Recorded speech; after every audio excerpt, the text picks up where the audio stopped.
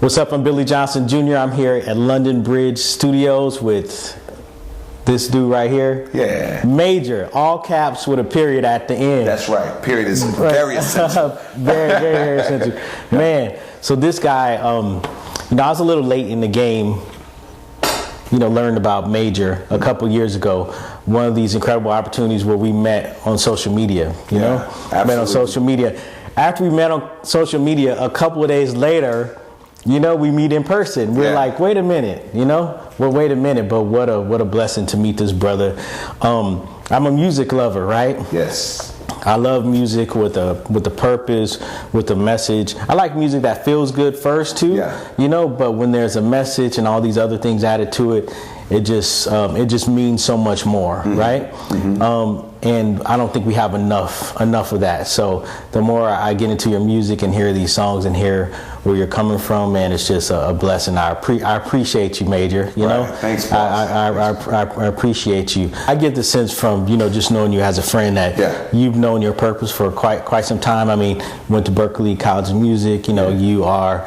You have this voice. I imagine, when you were young. I understood to a degree what I offered the world, and I know that I've always kind of lived as one that brings people together and ideas together and empower people. But I really didn't come to defining my purpose until I got here to Los Angeles, because I thought that it needed to be kept in the category of gospel and church in order to really be the fullness of what it was. But I realized that the power of that glory really came from me stepping out of the traditional walls of a church to speak to people in conversations that were relatable and were very, very relevant to the times. And so now, I understand that I have a purpose. My purpose is I'm inspired to inspire, and I'll never leave a situation without it being left better than it was before I came. Wow, that's incredible. Yeah. So what was this process like of coming to LA, with the mindset of being a gospel artist, and was it hard for you to accept, you kind of changing your outlook? Well, you mentioned earlier, I went to Berklee College of Music. Prior to Berklee, I did an a winter intensive at Juilliard. Was with Houston Grand Opera, High School for the Performing Visual Arts, same school as Beyonce, Brian Michael Cox, Robert Glasper. So I kind of already knew, I already had this well-versed background and upbringing, so I understood different dynamics that were just outside of the traditions of the church. But I thought all of that was supposed to be learned and then brought into the church, but it was the opposite. And so when I got here to Los Angeles, they used to call me Major Choir Boy, the choir boy. And when I got here, it was like this pulling on me to have the conversation beyond my general audience. And I was like, I learned classical, I learned jazz, I learned R&B and soul and folk and all this other stuff. It's impossible for it just to remain in this frame. And so the transition kind of just naturally evolved. It wasn't super easy just to go from the title gospel artist to mainstream, but all of a sudden it was almost, I felt more complete in the space of not just holding on to that title, because I didn't realize how many people I was eliminating from the reward of the conversation by keeping within the parameters of that particular label. Right. So once I evolved with it naturally, people like Chris Spencer, I did R&B Live, and Chris Spencer used to host, and he says, dude, you about to rip this city apart. The world is going to know you. And different, people, Rodney Jerkins and lots of people just speaking into me beyond what I saw myself And I'm like, nah, I know I see myself far, but when other people say further and wider, I'm like, okay, let me ride with this. And I said, I'm gonna honor the witness, and as long as I honor the witness, I can go wherever he sends me.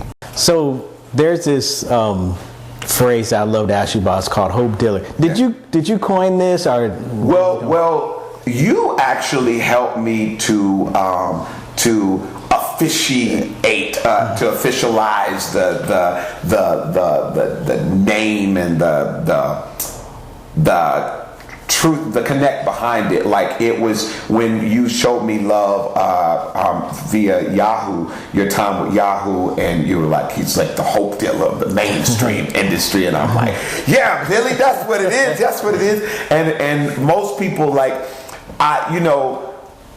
dope dealer, everybody knows what that is. A dope dealer is going to provide the stuff, the candy or whatever, but it ain't good for you. But I'm always a guy that's understood to be the one that drops these nuggets that brightens up the moment. And so my team at the time was just like, it's like you're a hope dealer. You just bring so much like hope to an environment and all that stuff. And I was like, yeah, I'm the hope dealer. Right. I'm the hope dealer. And then when you showed me love on the Yahoo article, when we did that release of Hit the Road, the premiere, the exclusive premiere, thanks to Billy, worldwide, it got so much love, featuring Molly Music, Hit the Road, produced by Harmony Samuels.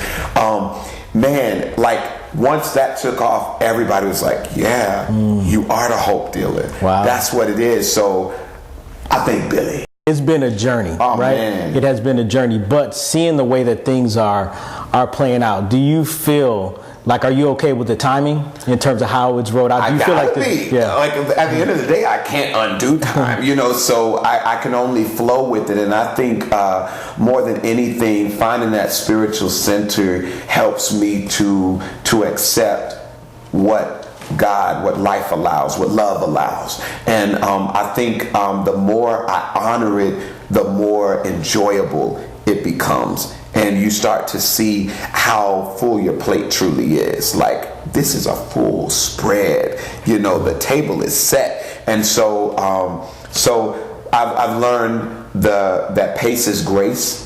Through this journey, I've learned that to not be weary in well-doing, because in due season, and we're in due season. Like, I'm reaping harvest from stuff some seeds that I've sown a long time. I've worked and served a lot of people behind the scenes, and I just kind of accepted, you serve in the place that you want to eventually be, and so I've just learned to serve as much as possible. Harmony showed me that through his time with, like, how he served Rodney, and now he's a producer in his own right, just knocking down the charts. And so I learned that. And my hero, my stepdad, who's now sits in heaven, that was one of the things that he said, honor everything, but give it your everything. And you'll have no regrets, because at the end of the day, it's going to reward you. Wow. And my mama has always said that. So it's proof. And I've got an incredible team from BOE to my management to my PR to just everybody's hope dealers. We got hope dealers. Right. Everybody putting up the fist, but people like you, the village, I honor the village, I honor everybody, and that's just what it is. So I don't regret any moment now. I've learned not to. Okay.